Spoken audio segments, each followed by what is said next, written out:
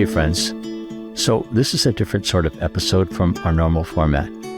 Basically, I want to recommend a book to you and then invite you to listen to a conversation between that book's author and my friend Christine Sine.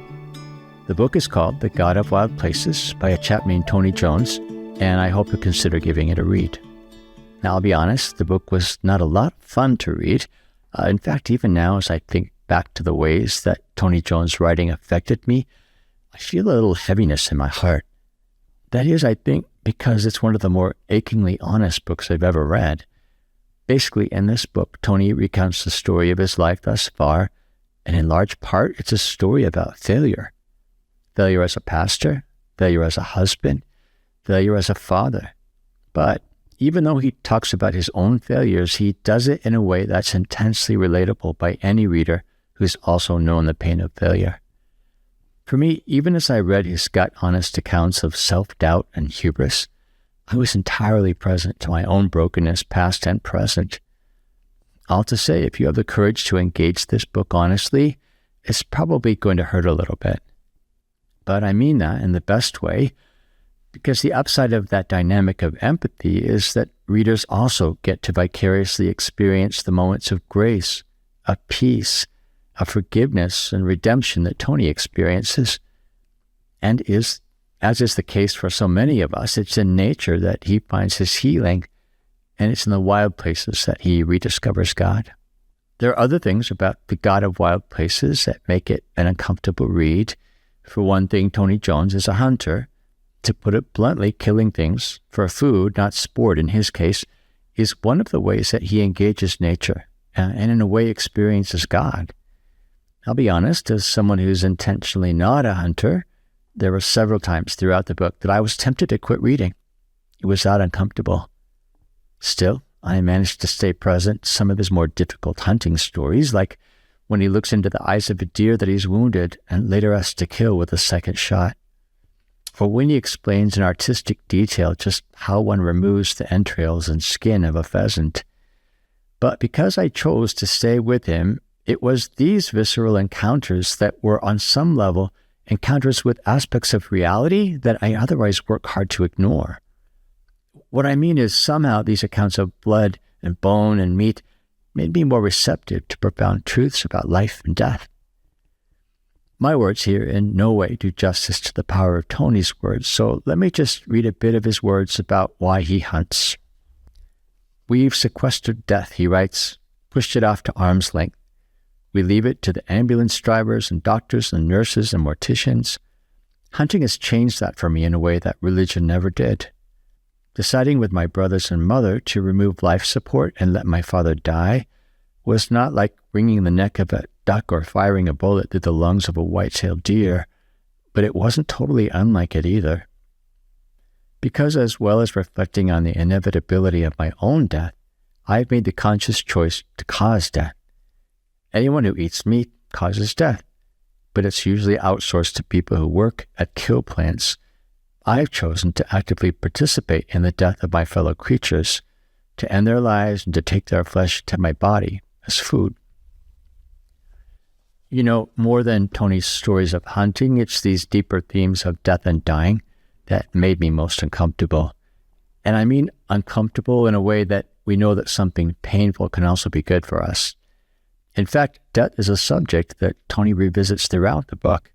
The death of various dogs that were his companions over the course of years, for example, or the painfully undignified death of his father, or the loss of a friend to the ravages of cancer. Perhaps most importantly, Tony lets us into his very personal musings about his own eventual death and the fear that it evokes in him, and by association in us, his readers. His point in all that talk of mortality, though, is to face squarely the fact that we are creatures, that we ourselves are an integral part of nature, and like every part of nature, we're born to eventually die.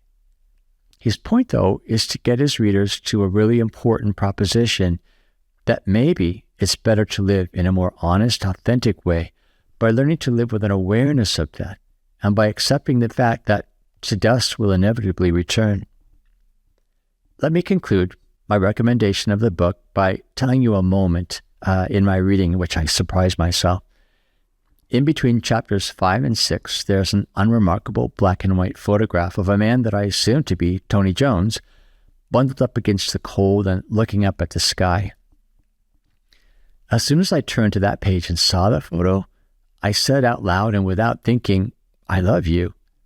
It was a strange moment, and talking to books is not something I usually do, but in that moment, what I really meant, I think, was to express deep gratitude for the gift of his story that he was offering me. In that moment, I loved him for his vulnerability and for the vulnerability that he was evoking in me by being so gut-wrenchingly honest. I loved him too because in his poetic and deeply observant prose, he was giving words to my own quiet struggles with feeling distant from church community, struggles with vocational significance, struggles with not always feeling like a good parent to my daughter, struggles even with knowing how to relate to God when my old faith practices seem not to serve any longer. To read about the ways in which Tony Jones wrestled with these issues was to realize that I was not alone. Finally, I want to say I recommend the book without reservation. And I know that some of you are thinking, wow, after a cheery review like that, why would I want to subject myself to this book? Others of you, though, probably resonate with what little I've been able to tell you, and perhaps you're open to giving this book a chance. Fortunately, you don't have to decide on the basis of my opinion alone. What follows in this episode is an excerpt of a conversation between Christine Sine, my friend and occasional podcast host, and the book's author, Tony Jones. In your book, The God of Wild Places, Rediscovering the Divine in the Untamed Outdoors, and I found it very moving. You know, I laughed. Thank you. I cried as I read it. But you know, I am particularly intrigued by your journey from church to wilderness as a place to interact with God. I mean, like you, I am attracted to the outdoors. I mean, my husband calls me the garden queen because I love to garden. I love to do, get out in nature. It doesn't matter what it is. And I just wanted, and in fact, probably 10 years or more ago now, I started asking people what makes you feel close to God. And I would say that 80% of them said something about nature. Rarely did people mention church.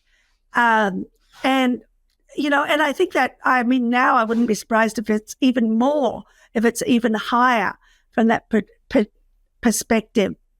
But it's, and I just wanted to read a quote from your book here. Where you say, most of us don't quit church in a huff, storming out mid-sermon, vowing never to return. Instead, we slide away, slowly attending less and less often until one day we're forced to admit, I don't go to church anymore. These days, us non-church goers are the fastest growing segment of the American religious landscape. Maybe not coincidentally, the trend line of Americans' participation in outdoor activities is headed in the opposite direction, growing significantly over the past 15 years, which obviously is something that both of us have discovered. But being more specific, what are some of the ways in which you've connected to God in nature? Yeah, I think the part of the reason for me that I felt pulled to the outdoors in the same way I felt pulled to the church when I was a kid, and then pulled to the outdoors as an adult, is because my life was not clean and neat. Like and the church world that I came from, the Reformed tradition of Congregationalism, was very regularized, a very specific liturgy that was done the same every week. The ministers, we wore black Geneva gowns. We preached 23-minute sermons. I didn't come from a hand-raising Pentecostal, like freewheeling kind of experience of Christianity. I came from a very regularized, patterned version of Christianity. And yet my internal life, as I've already said, was a mess. It was not regular. It was not at right angles. It did not, everything did not fit perfectly together. Things did not happen in 23 minutes, Yes. And when I went out into the wilderness, and yeah, I like you, I garden. I remember seeing your gardens when we were there in 2008. And I looking out my back door at 4 big raised garden beds. I've planted one. I kind of stagger the planting so we don't get all of our veggies the same week, That's a good idea. Yeah. Yeah. And I love that. I love the mess of it. I love, and I guess one of the big, and then as you know, I hunt a lot and I fish, but primarily I hunt, and I spend a lot of time in wild places hunting. Being more involved in the food that I eat, whether it's through gardening or through hunting, and getting my hands in the hummus. Look, whether it's our garden or whether it's field dressing a deer that I've just shot, my hands are in death. Because the hummus in my garden is all composting dead material. It used to be living. Now it's dead, and then it's going to become living again. Oh, the whole process of composting is just, to me, it was one of those incredible revelations of God to me. Firstly, how God can take the waste in our lives and make it into what a gardener calls black gold. But secondly, as you say, that introduction, that important introduction to the cycle of life. And of course, you do bring it in different ways. I'm not a hunter, and I have never considered hunting as part of, my exposure to the outdoors. And I did struggle with it a little bit. But again, but in your chapter 4 on companions, I just want to read a little bit out of this. And you're already kind of talking a little bit about that, but just to kind of, be a little more clear. Care for the rest of creation beyond our own species is a mark of our cultural evolution. Few of us think of the created order as a hierarchical chain these days. A web is a more apt metaphor. We are woven into a fabric of creation that includes everything from the largest mammal to the smallest cell.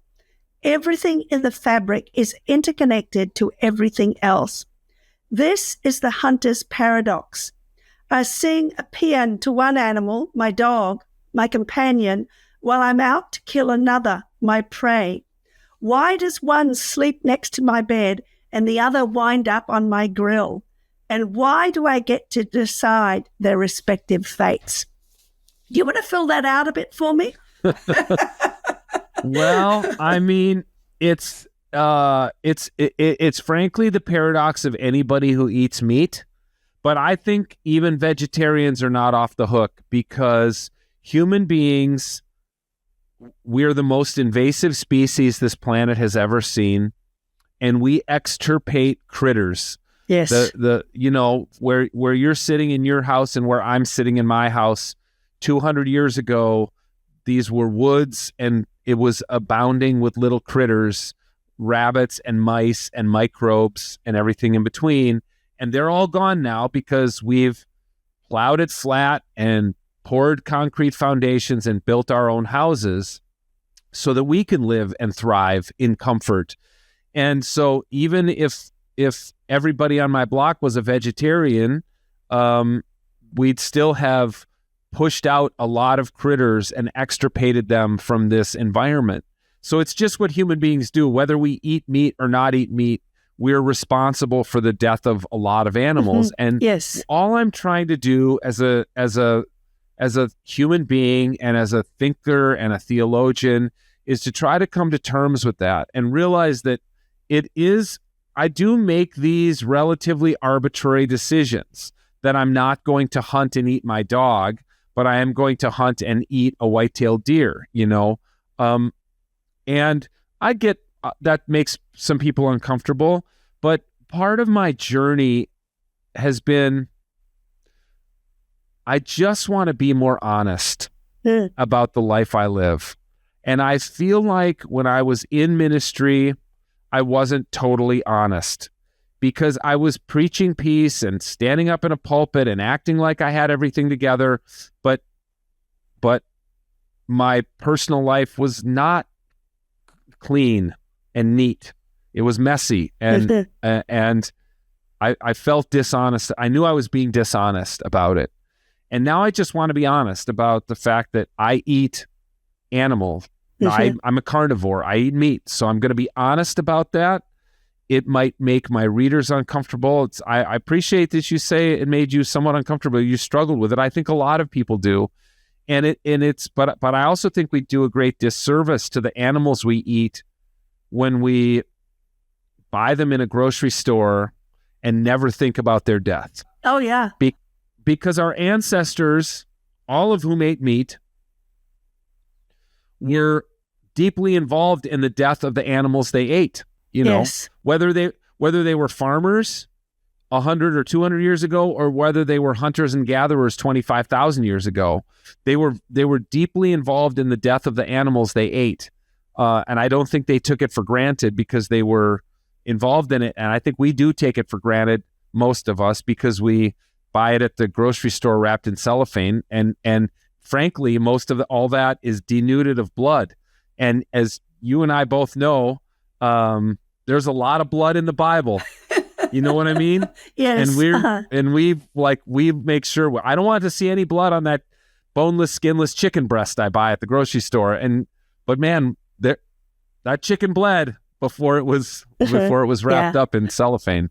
Well, when I was a kid, we used to keep chickens, and I do remember, kind of slaughtering the chickens, and also have been very much aware of the process and have no objection to it from that perspective. I think, and as I read your book, I mean, part of what I was really pleased to see was that you hunt and then eat what you hunt. Whereas, I think the kind of hunting I really struggle with, there's the kind of hunting where people, kind of devastate and have in the past, of course, devastated and sometimes brought to extinction species because they've overhunted them. And, I don't know whether you have anything to say to that, that aspect of it. Well, I don't trophy hunt. I mean, there are people who trophy hunt and just try to shoot the biggest, the animal with the biggest rack so that they can hang the head on. The most beautiful animal, yes. Yeah, the animal with the biggest rack on and hang it on the wall. That's not how I hunt. But in the United States, actually, we are so much. It's called the North American Conservation Model, and basically what we did is in the early 20th century, we outlawed market hunting, and as a result, we still have wild animals on this continent. Mm-hmm. And in Europe, there's virtually none. There's virtually no deer. There's no more elk. I mean, there's little herds and little places that are protected. But there's Europe. I mean, there's like no public land to hunt. Everything is owned. You cannot, it's not even allowed to hunt. And as there's no hunting in Europe. People tell me that because the gun laws and things like that. And I get it. I mean, the guns are another part of hunting that makes people uncomfortable. But the truth is, guns or no guns, there's no hunting in Europe because there's no public land and there's virtually no wild populations left because they were hunted to extinction.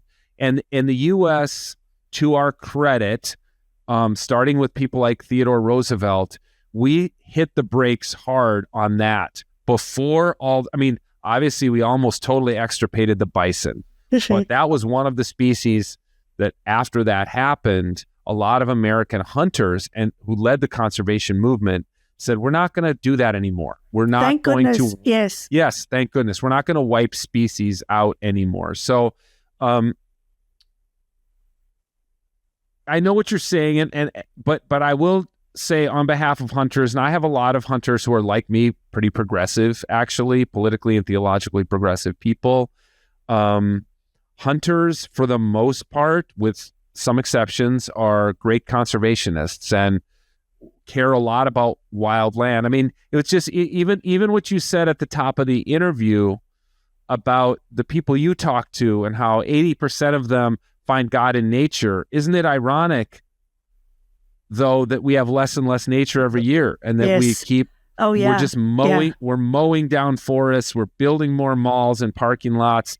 You know, it's a sad irony that as organized religion is dying before us and people are going to need wild places as spiritual escape, that we're going to have less and less of them. Mm-hmm. Yes. Oh no, it's true. And I'm not saying I'm against hunting, because I think that allowing people to do that, I think, is a good idea in moderation. I think it's just because you can look back and see the devastation and the people that still want to be able to hunt with machine guns, and I mean, those kinds of fringe things, I know, that give hunting a bad name. And because I would, in many ways, agree with your perspective completely. I mean, one of the fortunate things about the US and also Australia, where I come from, is that because white settlement came so much later in the picture, we kind of woke up to ourselves a little more quickly in terms of the need for wild places, whereas Europe, of course, had thousands of years of moving in that direction.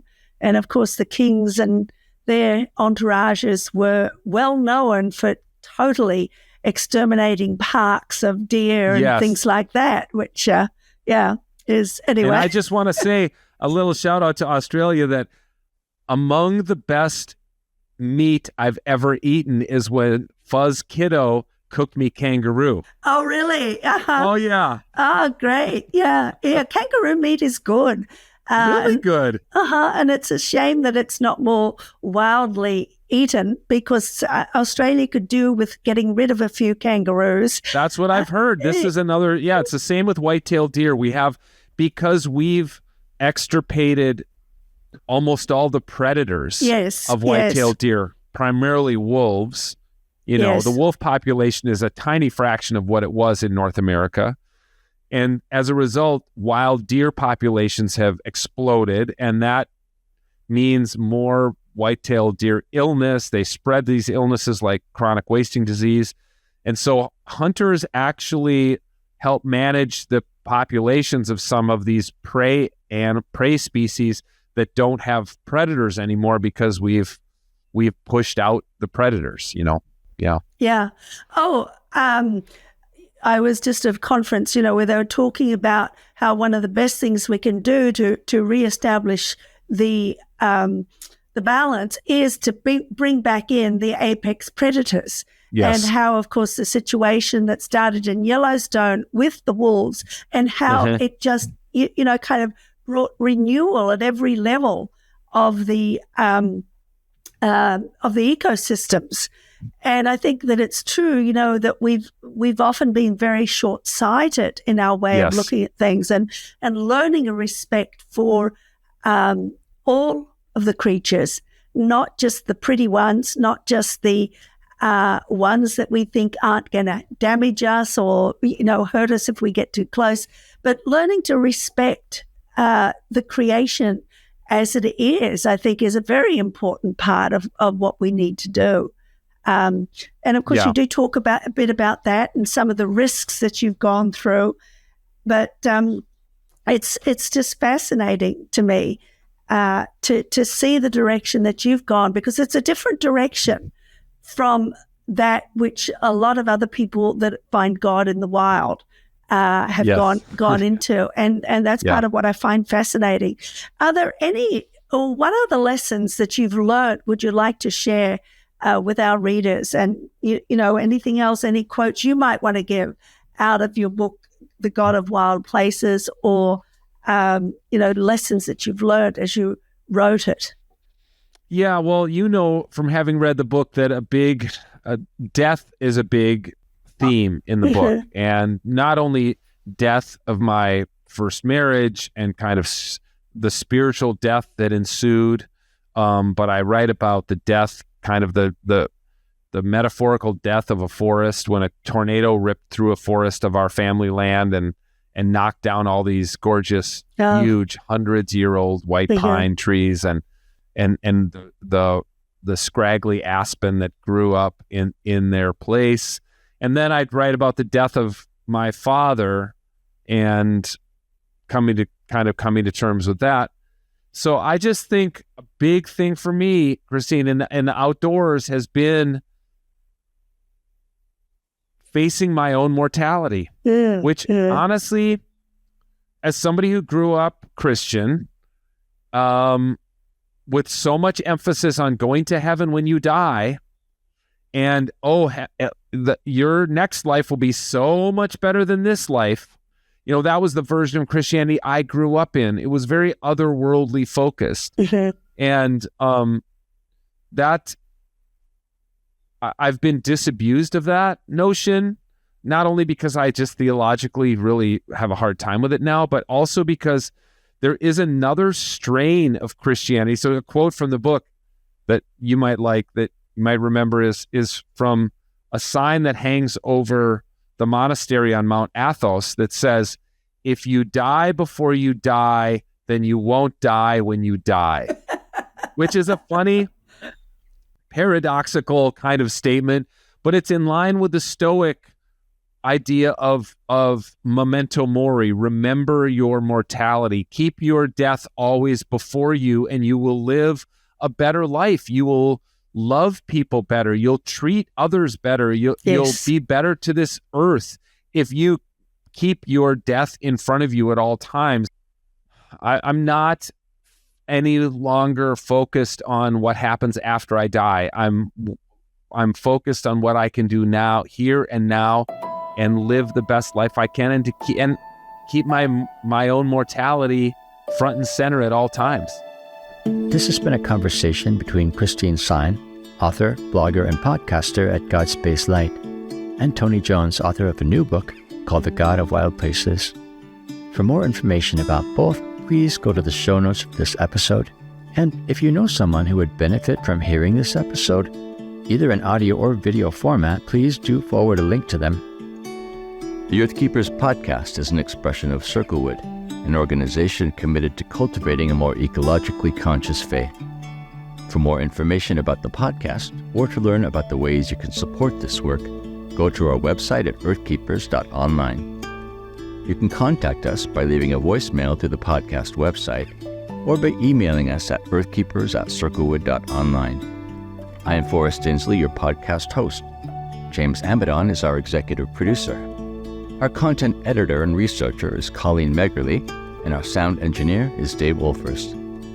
Jesselyn Gentry is our social media director, and Forrest Reed is the composer of our original music. Thank you for listening, friends, and please join us for our next conversation on the Earthkeepers podcast.